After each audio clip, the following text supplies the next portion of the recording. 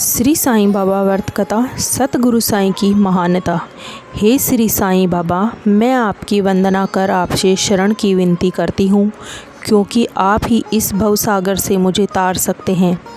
आपकी कृपा से ही हमारी समस्त इच्छाएं शीघ्र पूर्ण होंगी और हमें अपने परम लक्ष्य की प्राप्ति हो जाएगी।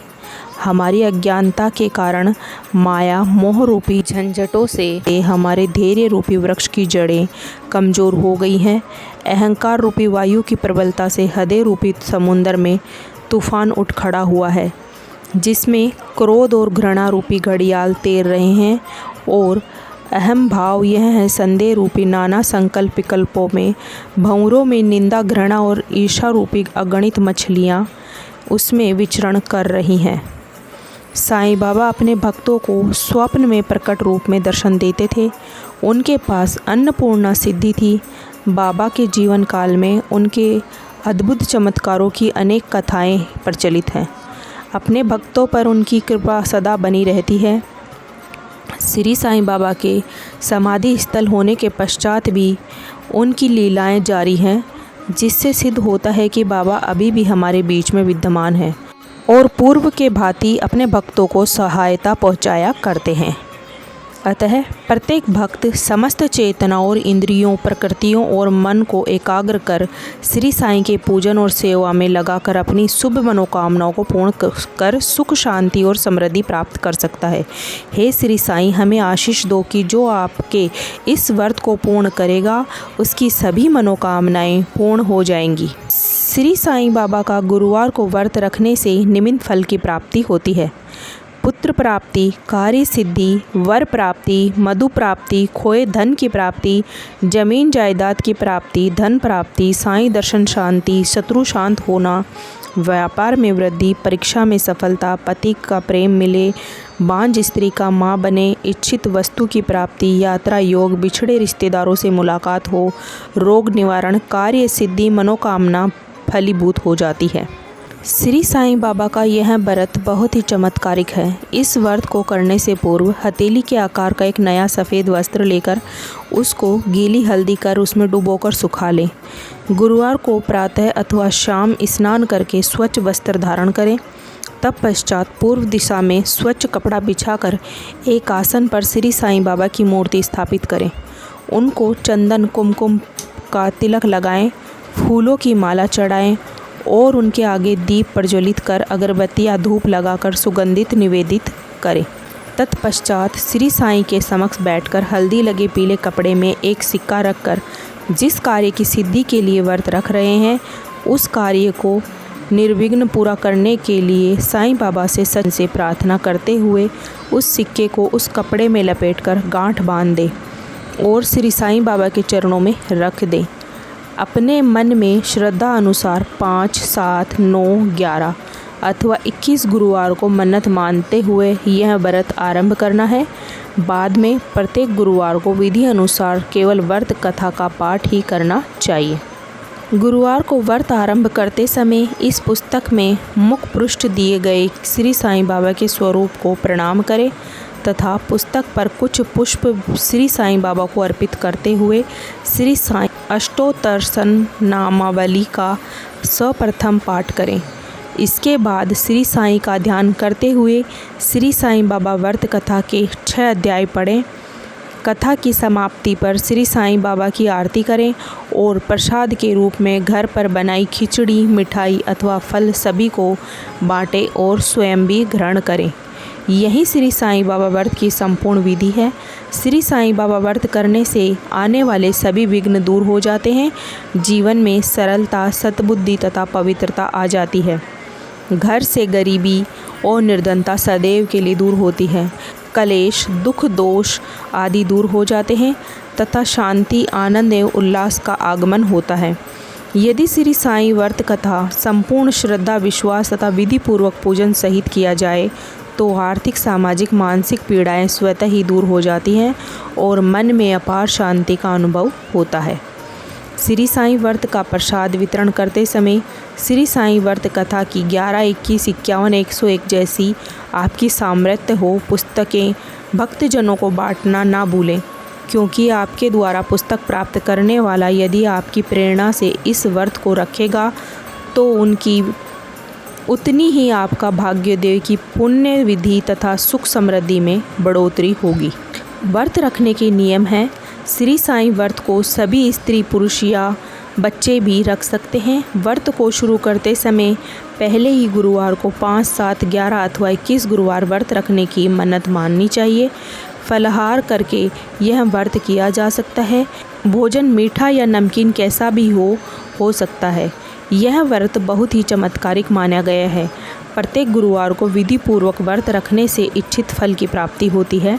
जिस कार्य की सिद्धि के लिए आप व्रत कर रहे हो उसके लिए बाबा से मन ही मन में पवित्र हृदय से प्रार्थना करें।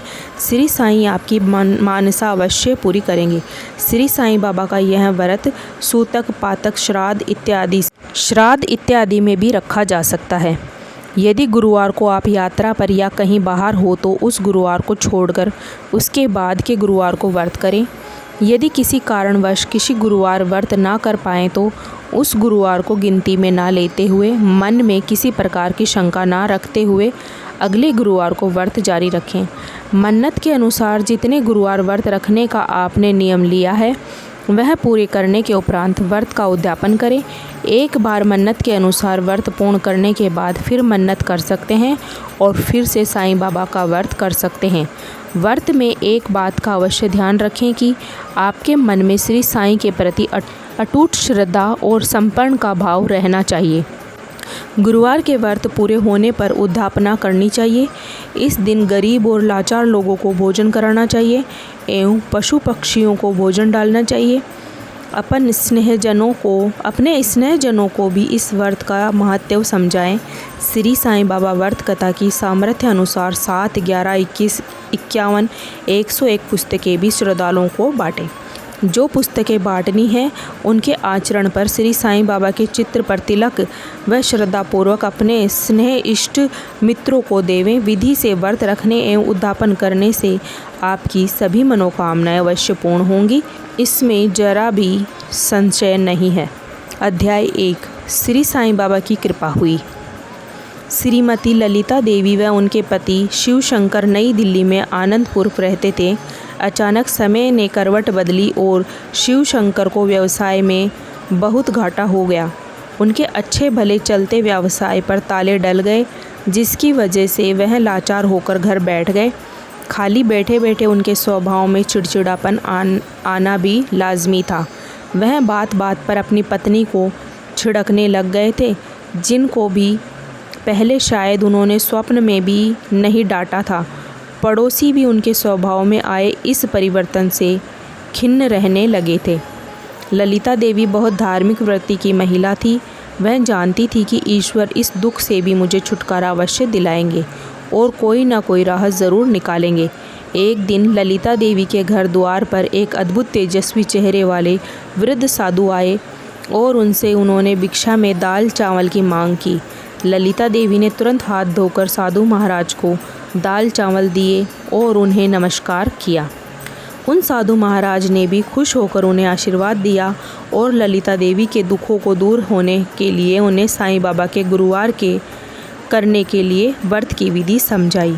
उन्होंने बताया कि मनोती मांग कर 5, 7, 9, 11 अथवा 21 गुरुवार तक साईं बाबा का व्रत विधि पूर्वक करने पर उद्यापना करना, गरीबों को भोजन कराने से उनकी सारी मनोकामनाएं अवश्य पूर्ण होंगी। इस व्रत को करते समय झूठ, छल आदि बुरी आदतों का त्याग करना उचित रहता है। व्रत का पूर्ण होने पर यथाशक्ति 7, 11, 21, 51, 101 पुस्तकें दान करना ना भूलें। श्री साईं बाबा के वचन। श्रद्धा और सबूरी उन्हें ध्यान में रख कर ही व्रत को आरंभ करें। उन साधु महाराज के वचन सुनकर ललिता देवी अत्यंत प्रसन्न हो गई और अगले गुरुवार से ही उन्होंने श्री साईं बाबा का व्रत का पालन किया और देखते ही देखते उनके पति के स्वभाव में आश्चर्यजनक परिवर्तन आने लगा और उन्होंने फिर से व्यापार करना आरंभ कर दिया, जिसमें दिनों दिन बढ़ोतरी होने लगी। घर में भी साईं बाबा की कृपा से सुख शांति का निवास हो गया। एक दिन ललिता देवी की बहन और उनके पति उनसे मिलने उनके घर आए। दोनों पति पत्नी को खुश देख वे बहुत ही प्रसन्न हुए। ललिता देवी की बहन ने उनसे पूछा कि यह चमत्कार कैसे संभव हुए। हमारे बच्चे ठीक से पढ़ाई नहीं करते और किसी का कहना नहीं मानते, बहुत उद्दंड करते जा रहे हैं, जिसकी वजह से वह सब कुछ होते हुए भी मैं बहुत परेशान हूँ। तब ललिता देवी ने उन्हें साईं बाबा के गुरुवार करने वाले व्रत की महिमा बतलाई। इस व्रत की महिमा सुन ललिता देवी की बहन बहुत प्रसन्न हुई और उन्होंने भी पूर्ण श्रद्धा व विश्वास के साथ 9 गुरुवार का व्रत रखने की मन्नत मांगी, जिनका परिणाम यह हुआ कि उनके बच्चे मन लगाकर फिर से पढ़ने लगे एवं हमेशा कक्षा में फर्स्ट आते थे और साथ ही साथ घर के छोटे मोटे कामों में भी उनकी हाथ बटाते थे। ललिता देवी की बहन भी दुखी लोगों को इस महान व्रत का महत्व बताने लगी और स्वयं भी इस व्रत का पालन करती रही। श्री साईं बाबा ने जैसी कृपा उन पर की वैसी सभी पर करें। जो इस कथा को पढ़े और सुने उनके ऊपर भी सभी मनोकामनाएं पूर्ण हो। बोलो अनंत कोटि ब्रह्मांड नायक राजाधिराज योगी राज पार ब्रह्म श्री सच्चिदानंद स्वरूप सद्गुरु साईं नाथ महाराज की जय। व्यवसाय में दिन दूनी रात चौगनी सफलता। अम्बाला शहर में व्यापारी तेजेंद्र खन्ना के कपड़े के 4 बड़े शोरूम थे। घर में सभी प्रकार की सुख समृद्धि थी। अचानक एक एक कर सभी शोरूमों में कर्मचारियों ने हड़ताल कर दी। सेठ जी का मन बहुत व्यथित हुआ। मामला गंभीर था। यूनियन नेताओं के दबाव में कर्मचारी उनकी बात सुनने को भी राजी न थे। ऐसे समय में सेठ जी ने एक दूसरे के रिश्तेदार का उनके घर आना जाना हुआ। बातों बातों में सेठ जी ने उन्हें अपनी समस्याओं से अवगत कराया। उनकी पूरी बात सुनने के बाद उनके रिश्तेदारों ने निश्चिंततापूर्वक कहा कि घबराने की कोई बात नहीं है, सब कुछ ठीक हो जाएगा। सेठ जी का गुरुवार को करने वाला श्री साईं बाबा व्रत करने को कहा। उन्होंने यह भी बताया कि आप और सेठानी दोनों एक साथ इस व्रत को करें, बाबा की कृपा से सब मंगल ही मंगल होगा। सेठ सेठानी ने विधि पूर्वक गुरुवार श्री साईं बाबा व्रत का आरंभ किया और व्रत आरंभ करने के 2 सप्ताह के भीतर ही उनके सभी कर्मचारी का काम पुनः लौट आए और उनके चारों शोरूम फिर से खुल गए। साईं बाबा की कृपा से 1 वर्ष में ही उनके पर्याप्त धन लाभ हो गया। परिवार में सुख शांति और खुशहाली फिर से छा गई। इसका सारा श्रेय सेठ जी ने श्री साईं बाबा को दिया। बोलो अनंत कोटि ब्रह्मांड नायक राजाधिराज योगी राज पार ब्रह्म श्री सच्चिदानंद सद्गुरु साईनाथ महाराज की जय। कन्या का विवाह हो गया। नीलू देवी की बेटी शालिनी थी तो बड़ी ही गुणवान लेकिन सांवले रंग की थी। ऊपर से उनके पति की आमदनी भी ऐसी नहीं थी कि ज़्यादा दहेज देकर अपनी बेटी के हाथ पीले कर सके। शालिनी की उम्र विवाह योग्य होने पर भी उनकी शादी नहीं हो पा रही थी। धीरे धीरे उसकी आयु के साथ माता पिता की चिंता भी बढ़ने लगी थी। शालिनी खाना पकाने, सिलाई कढ़ाई और सभी कार्यों में बहुत कुशल थी। BA तक की पढ़ाई भी की थी। स्वभाव से भी बहुत समझदार और हंसमुख थी, पर फिर भी उसे योग्य वर नहीं मिल रहा था। एक दिन शालिनी अपने पड़ोस में रहने वाली सहेली कोयल के यहाँ गई तो देखा कोयल एक पुस्तक बड़े ध्यान से पढ़ रही है। शालिनी ने पूछा, क्या पढ़ रही हो? तब कोयल ने कहा, यह श्री साईं बाबा व्रत की पुस्तक है। हमारी बुआ जी के यहाँ आज इस व्रत का उद्यापन था, जहाँ बुआ जी ने वहाँ उपस्थिति सभी जनों को एक एक पुस्तक बांटी थी। जब शालिनी ने उस पुस्तक हाथ में ले ली और कुछ पृष्ठ पढ़े तो साईं बाबा की कृपा से उसके मन में भी यह व्रत करने की इच्छा जागृत हुई। वह उस पुस्तक को अपनी सहेली से लेकर घर आ गई। गुरुवार की सुबह उसने 21 गुरुवार तक व्रत करने की मन्नत मांगकर श्री साईं बाबा व्रत करने का संकल्प लिया और विधि पूर्वक व्रत शुरू किया। और आश्चर्य की बात हुई, उसी रात उसके मामा जी उसके लिए एक अच्छा रिश्ता लेकर आ गए। शालिनी की मामी और लड़के की माँ बचपन की सहेली थी तथा शालिनी की मामी ने लड़के से सीधी बात भी कर ली थी। शालिनी के बारे में सुनकर लड़का बहुत ही उत्साहित हुआ था। उसे शालिनी जैसी लड़की ही की तलाश थी, जो पढ़ी लिखी व गुणवान हो और उसके साथ कदम से कदम मिलाकर चल सके। शालिनी यह सब जानबूझकर बहुत प्रसन्न हुई। फिर एक ही माह बाद शालिनी का विवाह उस लड़के के साथ संपन्न हो गया। बोलो अनंत कोटि ब्रह्मांड नायक राजाधिराज योगी राज पार ब्रह्म श्री सच्चिदानंद सद्गुरु साईनाथ महाराज की जय। अध्याय 4। डूबा रुपया वसूल हो गया। रोनित के परिवार में पति पत्नी और एक पुत्र था। उनका हौजरी का व्यापार बहुत बड़ा नहीं था, पर परिवार की सुख सुविधा के लिए लिहाजा पर्याप्त था। लेकिन मुसीबत कहकर नहीं आती है। उनके व्यापार में उधार देना बहुत ज़रूरी था, नहीं तो बाज़ार की प्रतिष्ठा में टिक नहीं पाते। ऐसे ही एक व्यापारी की तरफ उनका बढ़ते बढ़ते 4 लाख रुपया उधार हो गया था। अब उस व्यापारी की नीयत में खोट आ गया।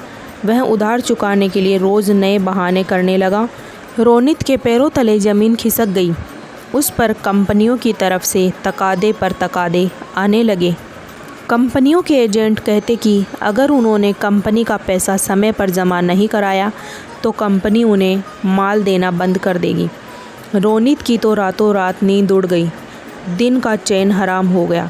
रोनित इसी सोच विचार में निमिन अपनी दुकान पर बैठा रहता। तभी उनके मित्र शर्मा जी आ गए। शर्मा जी के पूछने पर रोनित ने उन्हें अपनी चिंता का कारण बताया। शर्मा जी ने कहा, बस इतनी सी बात है, आज से तुम सारी चिंताएं छोड़ दो और श्री साईं बाबा की शरण में ले लो। फिर शर्मा जी ने अपने बैग में से श्री साईं व्रत कथा की पुस्तक निकालकर रोनित को दी और बताया कि कलयुग में शीघ्र काल देने वाला यह चमत्कारिक व्रत आप आगामी गुरुवार को 5, 7, 9, 11, 21 गुरुवार को व्रत कर मन्नत मांग कर श्री साईं बाबा व्रत करना आरंभ करें। फिर देखें इस व्रत का अद्भुत चमत्कार। तब रोनित ने संपत्निक श्रद्धा और विश्वास के साथ इस व्रत को करना आरंभ किया। व्रत करने के चौथे ही गुरुवार को व्यापारी उनकी दुकान पर आया और कहने लगा कि उनका माल बेचकर उसे बहुत लाभ हुआ है, उसे और माल की भी ज़रूरत है। साथ ही उसमें पुराना बकाया पैसा तो चुका ही दिया था, साथ ही अगले माल के लिए भी रुपए एडवांस में दे गया और रुपए चुकाने में देरी के लिए क्षमा मांगी। रोनित साईं बाबा की ऐसी कृपा देखकर भावभीर हो गए थे। जिस रकम को वह डूब चुकी मान रहा था वह तो वापस आ ही गई थी। उसके व्यापार में भी वृद्धि हो गई थी। इस अद्भुत लोगों को अधिक से अधिक लाभ हो, इसीलिए उन्होंने इस व्रत की 101 प्रतियां श्रद्धालु के प्रति विपरीत की।